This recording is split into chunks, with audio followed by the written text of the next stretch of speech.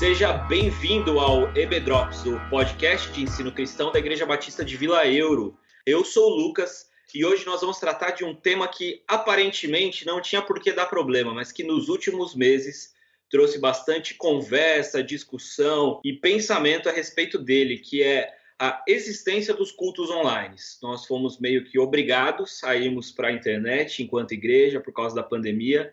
E isso gerou várias dúvidas, e hoje a gente está aqui para conversar um pouquinho, esclarecer alguns pensamentos e também evoluir enquanto igreja com relação a isso. Nós temos dois convidados aqui, um deles é bem conhecido de vocês, outro nem tanto. Eu queria pedir que vocês já começassem se apresentando. Olá, povo lindo, aqui é o pastor Lu na área, para poder agregar, para poder aprender, discutir um pouquinho desse tema tão importante, tão desafiador, e para nós pastores, ultimamente uma grande dor de cabeça. O que fazer, como fazer ou não fazer, eis a questão. Olá pessoal, meu nome é Sandro Baggio, eu sou pastor de uma igreja no bairro da Liberdade, também compartilho dos desafios desse tempo como pastor, de lidar com a nova realidade de transmissão de cultos, de conexão com os membros através de ferramentas tecnológicas. Então esse é um tema bastante atual, ministerialmente para mim também, e estou feliz de poder participar dessa conversa aqui com vocês. Olá pessoal, meu nome é Elder e vamos ver como que algumas mudanças que a gente talvez vivesse daqui 5 ou 10 anos tiveram que acontecer em 2, 3 meses. Então vamos ver como é, conversar um pouco sobre como isso afetou e ainda vai afetar a vida da igreja. Interessante isso que você falou, Elder. Eu ouvi uma frase do pastor Ricardo Agreste, lá de Campinas, pastor presbiteriano, que ele falou que a pandemia ela foi um grande acelerador de muitas coisas.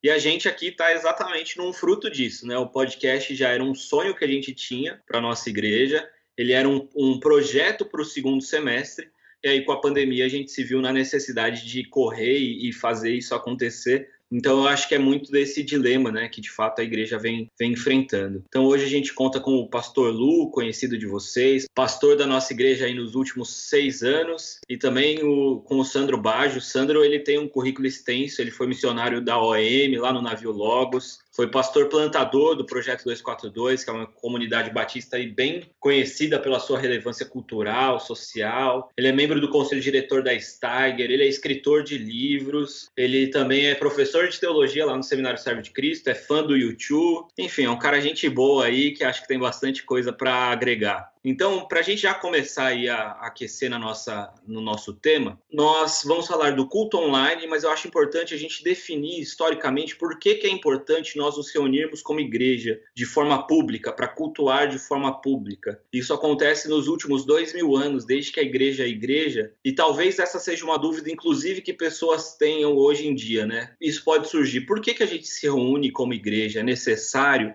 Gostaria de ouvir um pouquinho a opinião de vocês sobre isso. Lucas, quando a gente começa a discutir até nas igrejas, nas nossas escolas bíblicas, né, o conceito de igreja, vem muitas dúvidas das pessoas, né, até perguntando quando surgiu a igreja, em que momento surgiu a igreja, o que é a igreja. Claro que nós não vamos entrar nesse mérito nesse instante, mas eu acho que é interessante a gente entender o papel da comunidade reunida, né? Lá no livro de Atos, no capítulo 2, onde os discípulos ali estavam junto com o povo na comunhão, tinha o partir do pão, nas orações. Existia ali uma trajetória ali, né, de estar no templo e estar nas casas. Então o ajuntamento é algo bíblico, né? O próprio Senhor Jesus nos deu esta ordem de nós estarmos nos reunidos como corpo de Cristo, e eu acho que a reunião, o cultuar a Deus e estar junto em um local tem a ver com o nosso testemunho de fé, naquilo que nós acreditamos. Lá no Velho Testamento já trazia Salmo 133, né, que é bom estar junto, é bom viver na comunhão. E em tempos de pandemia, esse tem sido, acho, o nosso grande desafio, né,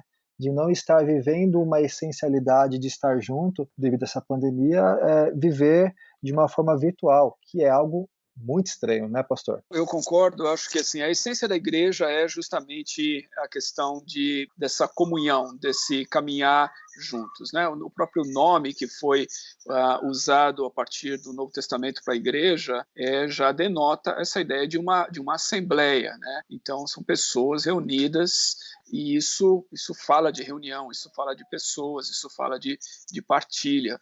Assim como o texto de Atos que foi citado, e a gente poderia olhar tantas outras coisas no Novo Testamento que trazem esse conceito da igreja como povo reunido em nome do Senhor, debaixo do Espírito Santo, ao redor da palavra e dos sacramentos. Então, não há como a gente escapar disso. Nesse momento que a gente está vivendo, o desafio é a gente viver essa realidade de povo reunido à distância, né? Então, acho que talvez essa seja a grande questão que muitos têm levantado, e por isso divide as opiniões daqueles que dizem, não, momentaneamente a gente pode ainda continuar sendo igreja, a gente pode continuar sendo povo através dessas ferramentas virtuais, e aqueles que dizem, não, isso é impossível, é possível você ter a transmissão de um sermão, ou de um estudo bíblico, alguma coisa, mas não há como ter culto, né? Então, essa é talvez a grande discussão hoje em dia, quando se trata desse momento da pandemia e da gente tentar fazer alguma coisa usando essa plataforma virtual, né? Eu vejo também que o próprio Deus, na Trindade, ele vive de forma coletiva, né? Aparentemente, ele compartilhou essa coletividade conosco. Então, quando a gente vê essa manifestação coletiva na humanidade, principalmente na igreja, parece que a igreja ela só é plena realmente quando ela está ali coletiva, em corpo reunido. Eu também entendo que a gente tem que ser prudente, então por isso que nesse momento a gente está aí movendo para essa opção virtual que a gente tem hoje, né?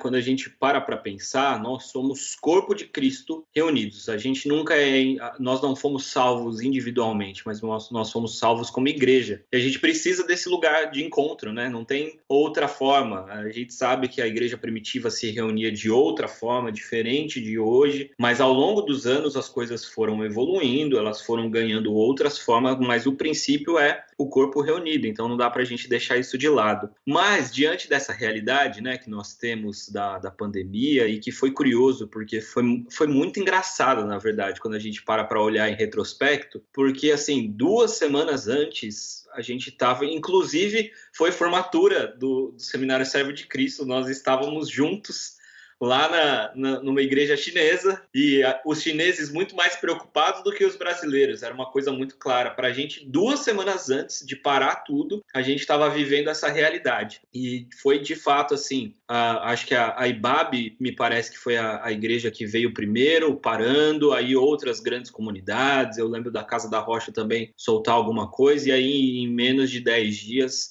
já veio os decretos, e aí se tornou uma coisa oficial, né? E aí a gente se depara com essa questão. O versículo de Hebreus 10, 25, ele era antigamente o versículo oficial de alerta aos desigrejados, mas esse período ele meio que se tornou um carro-chefe de argumentos daquela galera que se defende isso que o Sandro falou, de que não podemos, não é culto, não é igreja, não pode tomar a ceia tem que ser em corpo, reunido, com todo mundo junto, no mesmo lugar. E aí eu queria pedir para que vocês trouxessem à luz desse texto bíblico, do versículo 25 do capítulo 10 de Hebreus, e também face a essa nossa realidade, como que a gente deve aplicar esse texto agora nas nossas vidas, na nossa nova realidade. Eu vejo que o Elder falou uma palavra bem interessante, que é a palavra opção, né? Se você for ver lá na igreja primitiva, eles tinham uma opção de estar nas casas, né, reunidos ali, comendo, celebrando, orando, e também tinha um templo, né. Lá no século III, quando Constantino, imperador romano, ele teve aquele sonho, né, que ele foi para uma batalha, e nessa batalha ele tinha vencido a guerra, porque ele tinha bandeiras com cruz pintada, ele foi para essa batalha, ganhou, e a partir desse momento ele começou a ser uma pessoa adepta ao cristianismo, né? E a partir, depois de um tempo, através da sua mãe, Helena, ele construiu lá a igreja do Santo Sepulcro, lá em Jerusalém, e as pessoas começaram a deixar de se reunir nas casas e só começou a se reunir nos templos. E eu acho que falta isso para o povo, falta isso para a comunidade, voltar às suas essências. Eu acho que esse tempo é muito oportuno de sair nas casas e nos relacionamentos para ser igreja na casa, na família. A gente está tendo uma baita oportunidade de poder viver de fato o que é o ajuntamento, o que é o partilhar, o que é ser corpo de Cristo, nas casas, nos lares. Então, nesse texto de Hebreus 10, 3 a 25 ali, ele trata sobre uns aos outros, né? Não deixe de reunir nas casas, que vocês procurem encorajar uns aos outros. Eu acho que esse texto ele é tão atual quanto aos tempos anteriores, porque às vezes eu estou dentro da minha casa, com a minha família, e eu não estou sendo igreja. Então não é o local, não é o prédio, não é o templo, é a sua devoção com Deus, o seu coração de ser igreja aonde você está. E em tempos de isolamento, nos reunir virtualmente é uma opção também, eu creio que é uma opção. Você até comentou, né, que algumas comunidades têm uma dificuldade de até celebrar a Santa Ceia virtual, né? Já tive alguns pastores que eu conversei que é totalmente contra essa possibilidade, porque a ceia tem que estar junto. Mas isso nos leva a refletir o que de fato significa a ceia. A ceia não é estar com a comunidade, a igreja, no prédio em si. A igreja é onde você está, com a sua família, ou você sozinho, em memória do Senhor. Eu acho que encorajar uns aos outros nos tempos de pandemia, eu acho que é incentivar, é motivar com que a pessoa possa continuar, ou mais ainda, né, ela aumentar a sua devoção, o seu temor, o seu relacionamento com Deus, que aí o seu culto, que é o seu culto racional, vai ser de manhã, à tarde, à noite, aonde ela estiver. Se eu puder contar um pouquinho de como aconteceu conosco, né, a partir da experiência, e dizer o seguinte: uma das primeiras coisas que eu acho que publiquei logo na semana que as igrejas começaram a parar e eu percebi que estava havendo uma certa disputa, né, e até às vezes acalorada de acusações daqueles que tomaram essa ou aquela direção, e eu lembro que eu publiquei alguma coisa no Twitter, eu acho, dizendo: gente, vamos ter um pouquinho mais de paciência aí, porque está todo mundo enfrentando um cenário novo, né? Não existe nenhum pastor hoje vivo que enfrentou isso antes. A última grande pandemia foi a gripe espanhola. A gente não conhece pessoas que estiveram lá e que estão aqui. E mesmo que tivesse alguém que esteve na gripe espanhola naquela época, o contexto é outro. Naquela época eles não tinham sequer em massa acesso ao telefone, quanto mais pensar em internet e todos esses meios de comunicação que a gente dispõe hoje, que muito embora seja uma plataforma virtual, nós estamos conversando aqui, eu estou olhando para vocês, ouvindo a voz de vocês estão ouvindo a minha voz. Existe até um elemento de fisicalidade aqui, porque a voz é uma coisa, né, física, né, não é só. Então existe aqui um aspecto de fisicalidade, né, nesse encontro. Algo que ninguém antes de nós teve condições de desfrutar ou de ter a disposição para enfrentar esse desafio, né? Então, acho que, no mínimo, a gente precisaria ter um pouquinho de humildade ao lidar com isso e respeitar. Então, eu respeito as pessoas, eu tenho amigos que optaram por não fazer nenhum tipo de reunião que fosse culto nesse período. Eles estão tentando pastorear suas congregações de maneiras diversas, mas eles não têm esse momento do culto. A igreja, nós decidimos desde o primeiro domingo, e a gente parou naquela mesma época que o mesmo final de semana da IBAB, a Casa da Rocha, tem um grupo de igrejas, Casa da Rocha está bem perto da gente, e inclusive foi olhando para alguns amigos em diálogo e vendo o que estava acontecendo, que a gente decidiu, olha, vamos parar naquele domingo. E aí decidimos fazer, então, comunicamos para a nossa congregação que nós iríamos transmitir o culto. A nossa ideia era, vamos reunir somente a equipe aqui, o pessoal fica em casa e vamos transmitir o culto. Mas como a nossa internet não é muito boa, a gente decidiu, havia um risco ali na transmissão, no streaming, né? Falamos, vamos fazer o seguinte, vamos gravar e aí a gente acaba colocando no YouTube e o pessoal assiste em casa. Então foi assim que a gente conhece começou. Bem essa história, viu, Sandro? A gente conhece bem. É isso aí. E foi mais ou menos assim que a gente começou. Então, e a gente estava tentando reproduzir exatamente o culto. Então, se você olhar, os primeiros dois domingos era uma reprodução daquilo que a gente fazia no culto. Depois a gente percebeu que realmente não era. O ambiente era outro. Não tinha como você tentar reproduzir aquilo. Ficava um pouquinho, eu não sei, artificial, um pouco até, né, você tentar reproduzir os cânticos como se todo mundo tivesse ali no mesmo lugar, e as pessoas não iam se engajar, nem todo mundo daquela mesma forma. Então a gente foi tentando encontrar um formato, mas tudo isso na tentativa do quê? Em primeiro lugar, de manter a igreja, a congregação unida pelo menos uma vez por semana.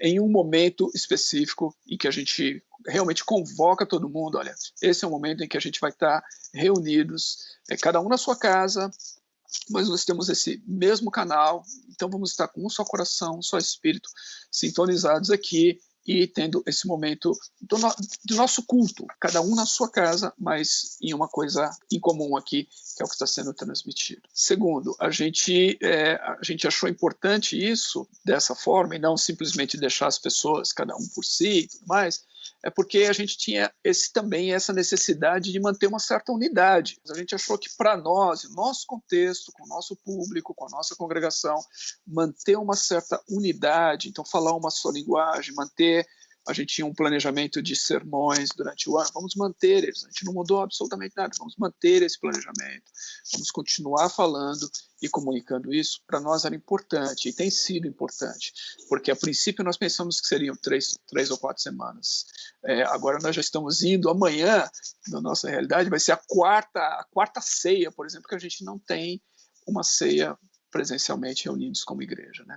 Então, a necessidade surgiu e a gente teve que abraçar. E eu sei que tem pessoas que abraçaram assim, estão fazendo, tem outros que têm dificuldades, eu respeito a ambos. Então pode ser que eu esteja errado, e nesse caso, se eu errei nesse período, eu vou ter que assumir, né? A história vai contar, mas eu acho que ninguém que está fazendo isso está fazendo de aventureiro. Acho que cada pastor está tentando fazer o melhor para servir a sua congregação e os seus membros num momento tão difícil que a gente está vivendo. De fato, a gente tem uma ala, digamos assim, da igreja que realmente se posicionou mesmo contra o culto online, muito apegado a alguns aspectos da tradição. E, de fato, a gente não tem problema com isso, né? Desde que haja respeito de ambas as partes. A diversidade de ideias também faz o corpo. Mas é curioso porque o nosso formato de culto atual também sofreu drásticas mudanças e implicações tecnológicas ao longo dele, no formato e tudo mais. Então, assim, a gente não se reúne como igreja como se reunia em Hebreus 10, 25. Então, acho que esse é um ponto interessante para a gente pensar também e olhar, né? Se a gente não está, talvez, abraçando um tradicionalismo que não faça tanto sentido.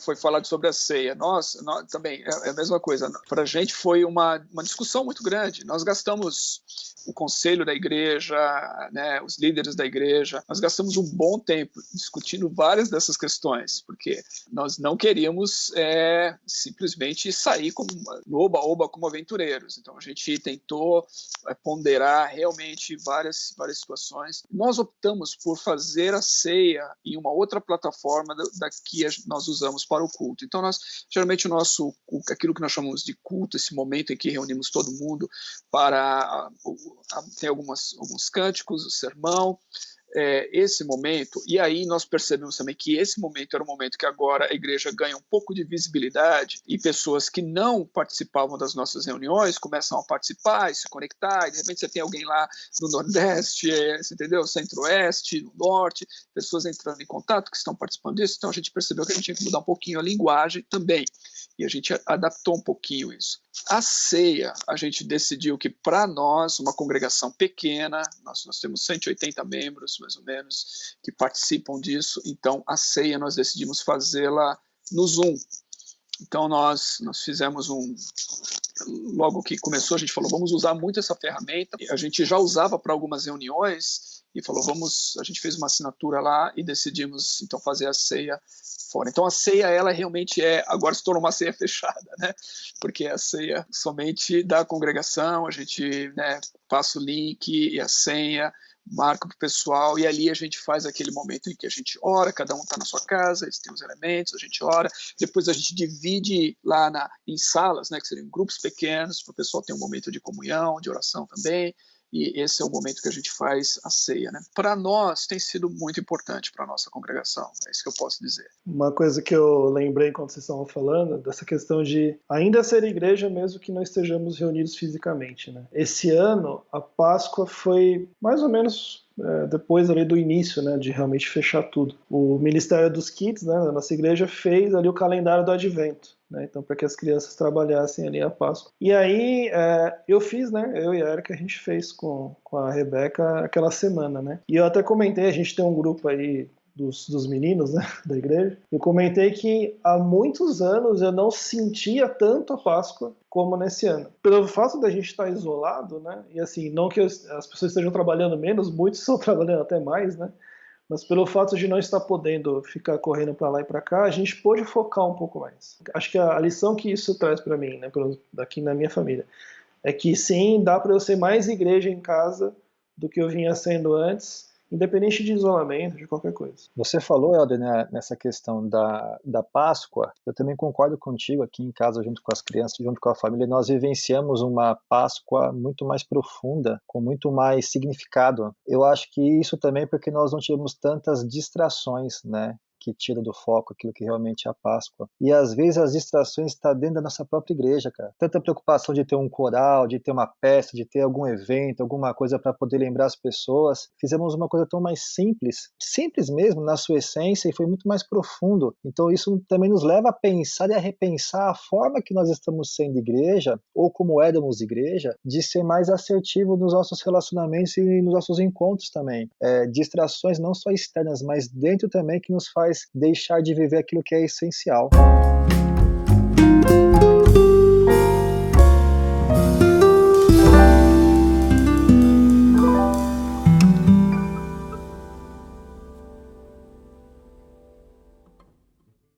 Eu, o Lu e o Lucas, a gente está na Vila Eu já há muito tempo. Quantos domingos a gente não passou o domingo inteiro na igreja?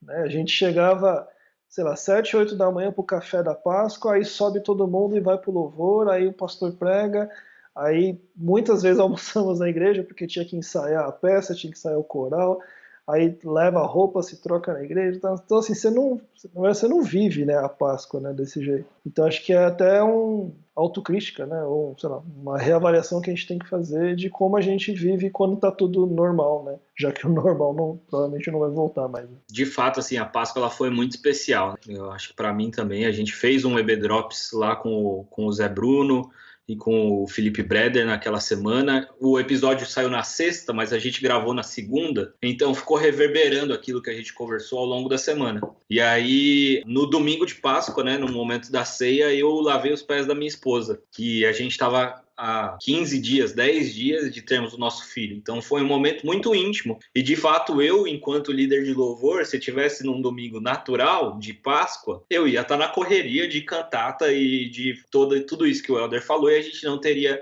essa riqueza desse momento que com certeza vai ficar marcada na nossa história. Você falou do lava-pés, né?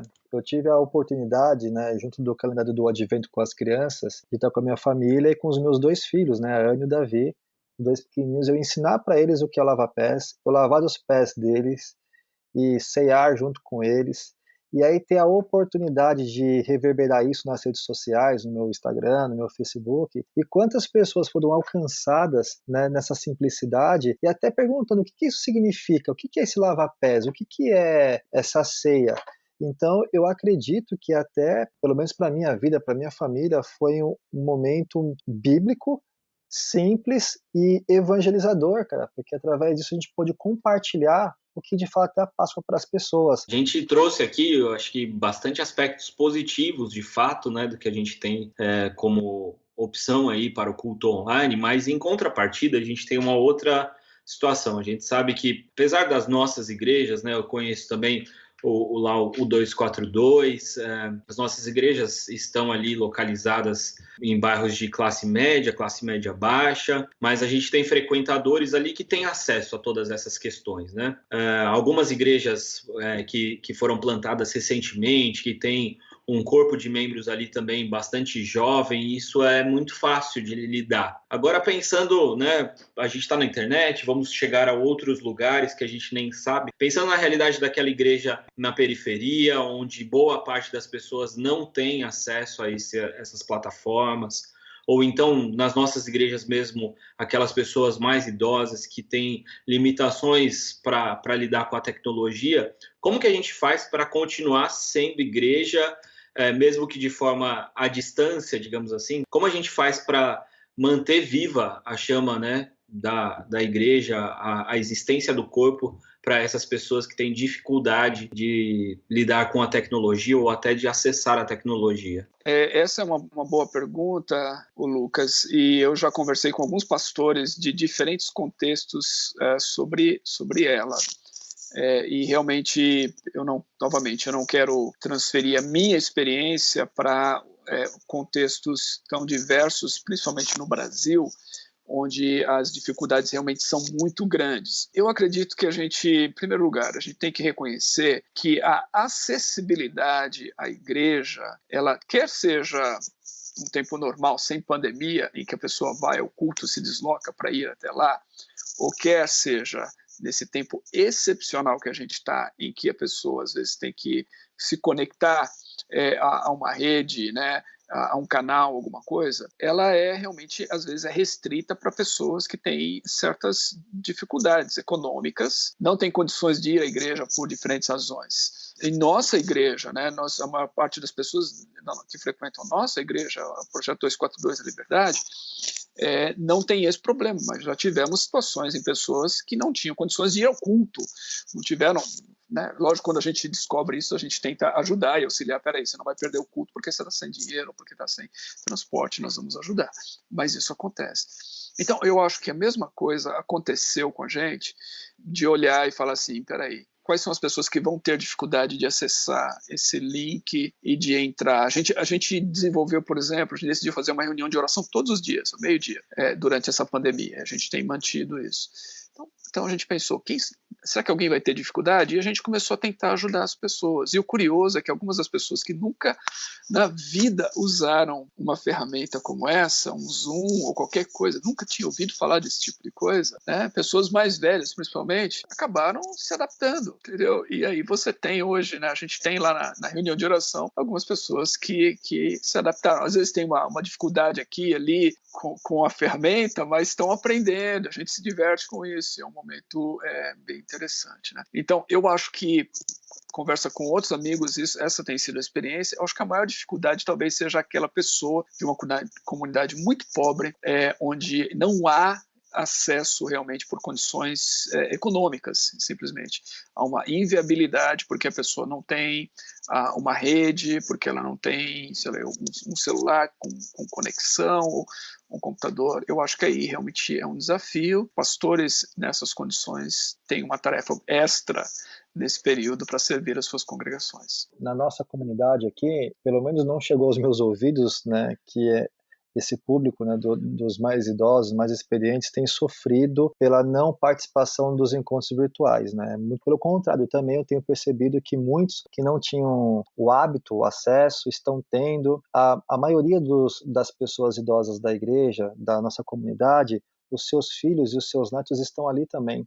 Então não teve nenhuma dificuldade, talvez, de se adequar. Então eu creio que na nossa igreja a gente teve essa vantagem, também pensar numa comunidade, num bairro de classe média, que não tem tantas dificuldades como uma periferia, por exemplo, que aí já vai no contexto social, né? A gente pode colocar também as questões aí das aulas virtuais aí do pessoal da rede de ensino, que a galera que não tem acesso à internet não está aprendendo, né? Mesmo que o número de pessoas que tem aí se acessado à internet tem crescido bastante, eu fiz algumas pesquisas aí, 51% da população mundial está na rede social, e no Brasil 70% tem acesso, né? Então tem uma camada aí, 30% que não tem acesso, então é um grande desafio mesmo para algumas comunidades que talvez estão em lugares mais periféricos. E ao mesmo tempo também eu acho que o grande desafio é aquela comunidade onde o pastor, a sua liderança, não tinha tanta afinidade já naquele tempo de talvez fazer uma transmissão de culto online, por exemplo. Nós já tínhamos esse hábito de fazer as transmissões dos cultos online, então quando nós entramos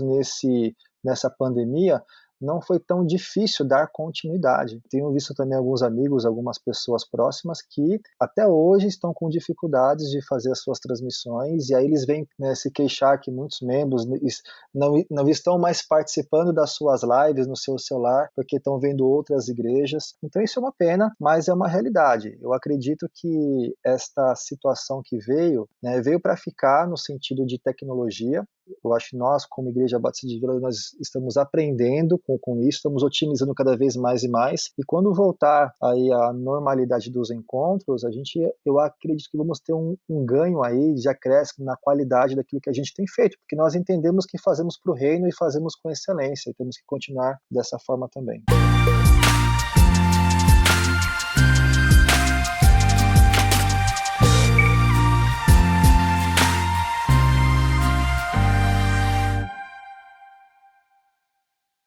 Caminhando já para o final, aí a última pergunta, a realidade, o fato é que a igreja agora está presente na internet, coisa que não era o comum antes da pandemia, né? Hoje, de fato, nós temos igrejas de todos os tamanhos, de todas as denominações, de todas as linhas teológicas, transmitindo seus cultos, com presença massiva em Facebook, Instagram, com essa presença muito mais forte, muito mais ativa. E eu gostaria de ouvir de vocês quais as possibilidades que a gente, como igreja, encontra agora indo para esse mundo online. Quais são as novas perspectivas que a gente tem? Quais serão as novas formas de evangelismo, por exemplo? O que de fato a gente ganha estando presente nessas plataformas digitais? Eu penso que nesse momento, cada igreja que está se esforçando para transmitir os seus cultos,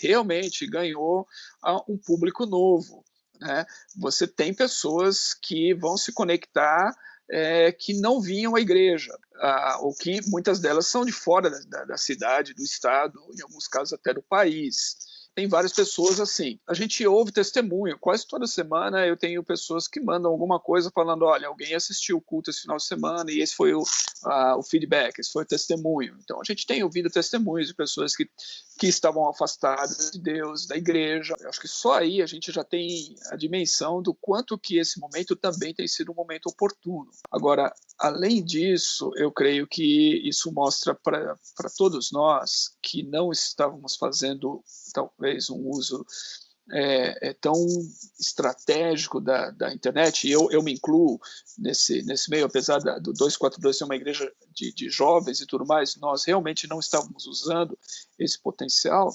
Eu acredito que agora é hora da gente olhar e falar, peraí, tem um potencial, né?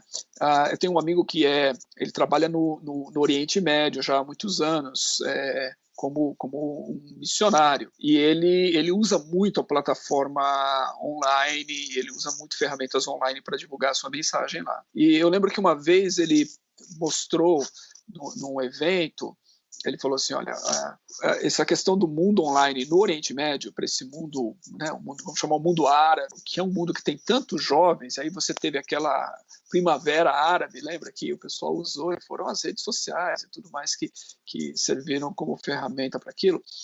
Ele mostrou um vídeo de um imã, de algum país ali do Oriente Médio, fazendo o seu culto online, a gente diria assim, o imã fazendo a sua pregação e tudo mais, e transmitindo isso via YouTube, inclusive vestido um pouco mais assim, num estilo um pouco mais jovem, você entendeu? Sem aquelas vestes, né, características da religião, para se comunicar com as novas gerações. Aí eu fiquei pensando, poxa, se um imã, né, se um líder islâmico está fazendo esse esforço, porque ele percebeu que ele tem o acesso à juventude através desses canais, por que a gente não vai fazer? Por que a gente vai olhar e falar, nossa, né, não é um caminho válido?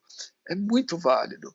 Tem youtubers que falam com milhões de pessoas, né? Alguns eu tenho certeza que algumas pessoas da nossa igreja, alguns dos nossos pastores teriam a possibilidade de fazer igual, no sentido da habilidade e agilidade de comunicação que eles possuem.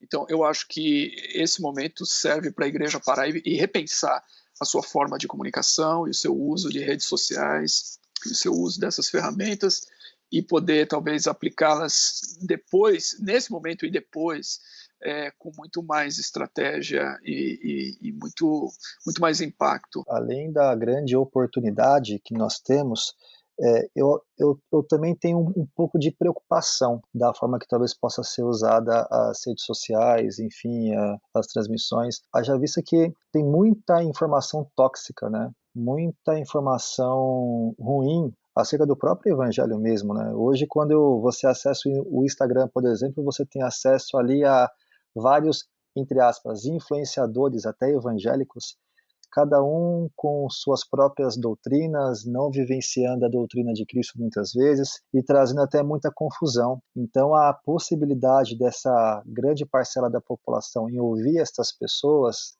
vai talvez estar ouvindo um evangelho falso, um evangelho fake até, né? Não o evangelho do reino. Então, a minha preocupação, eu acho que se fosse colocar a única preocupação, seria um pouco daquilo que nós estamos vendo e ouvindo. A forma como isso aconteceu tão repentinamente, né? Ela levou a nós todos aqui a desenvolvermos habilidades que a gente não tinha. Hoje a gente edita vídeo, a gente edita podcast, a gente está transmitindo culto online, aí faz a transmissão de um jeito, não funciona, aí você tenta de outro, aí cai a transmissão no meio, né? Lu e Lucas, né? Quantas vezes a gente não teve problema de transmissão? É verdade. Né? Então, assim, a gente está aprendendo tanta coisa por conta de uma necessidade, então por que não, quando tudo isso passar, pegar tudo isso que a gente aprendeu e melhorar, potencializar e botar na estratégia em cima disso, porque são mais canais onde a gente pode estar presente para alcançar, né, as pessoas que estão precisando da mensagem, né? Então, assim, não é uma questão de nos tornarmos mais populares, mas é chegarmos onde não estávamos chegando. Véio. Isso que o Helder falou eu acho muito interessante e eu gostaria só de acrescentar algo nisso que ele falou, é que a igreja está tomando um espaço que ela não tinha antes e a minha leitura, tá? Talvez eu esteja errado, mas a minha leitura é que a grande maioria das igrejas, pelo menos aqui em São Paulo, no Sudeste, digamos assim, mas acho que no Brasil inteiro, a gente tinha uma desconectividade ou uma distância daquilo que se falava no púlpito com aquilo que está no chão da vida das pessoas, ou às vezes a gente tinha até dupla personalidade, eu achava isso muito interessante.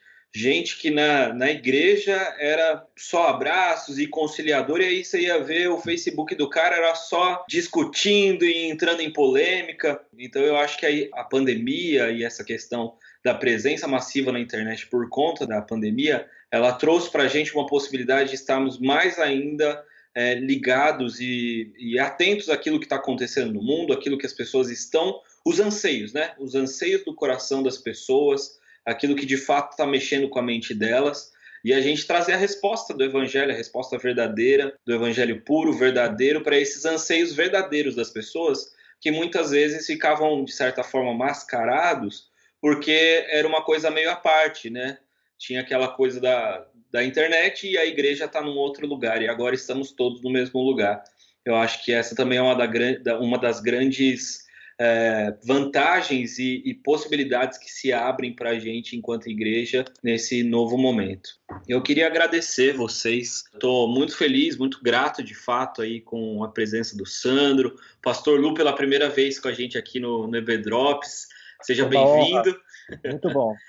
E foi muito gostoso, de fato, a gente falar e pensar a respeito disso. Eu queria abrir aí o espaço para o Sandro falar um pouquinho aí das redes sociais dele. Muito obrigado, Lu.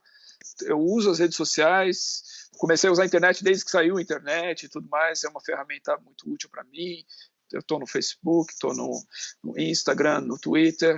Coisa que eu posso dizer assim, talvez de interessante para quem não conhece da igreja seria conhecer um trabalho que, nesse momento de pandemia, tem sido muito, muito útil, né? Que é o Compassivo. O Compassivo é uma ONG que a gente criou, que se conecta com refugiados sírios, então ela foi criada para atender os refugiados sírios, pessoas em vulnerabilidade social. E nesse período de pandemia, para vocês terem uma ideia, o Compassiva distribuía, antes da pandemia, uma média de 100 num mês, assim, mais produtivo, umas 150 cestas básicas para famílias carentes, dentre refugiados e outras pessoas. E nesse período de pandemia, eu acho que já se contabiliza mais de 100 toneladas de alimentos que foram distribuídos durante esse período, né? Então, é um crescimento incrível de atuação, e é isso, eu acho que essas são as oportunidades. Eu acho que oportunidades que a gente tem, a pandemia, ela é um momento difícil, momento que tem perigos, riscos, mas tem tido bastante oportunidade da gente ir onde a gente não ia antes, da gente servir de maneiras como a gente não servia antes. Então, se você quiser conhecer, é o compassiva.org.br, aí você tem um site lá, tem as atividades dessa organização, que é baseada lá no prédio da igreja e que atende as populações vulneráveis. Isso aí. Se você quiser contribuir aí com uma entidade séria, o Compassiva é com certeza uma grande oportunidade. Bom, na próxima semana nós traremos mais um tema relativo aí a essa presença da igreja online. Então acompanha a gente, na próxima sexta-feira será lançado aí mais um episódio. Mais uma vez, muito obrigado pela presença de vocês, gente.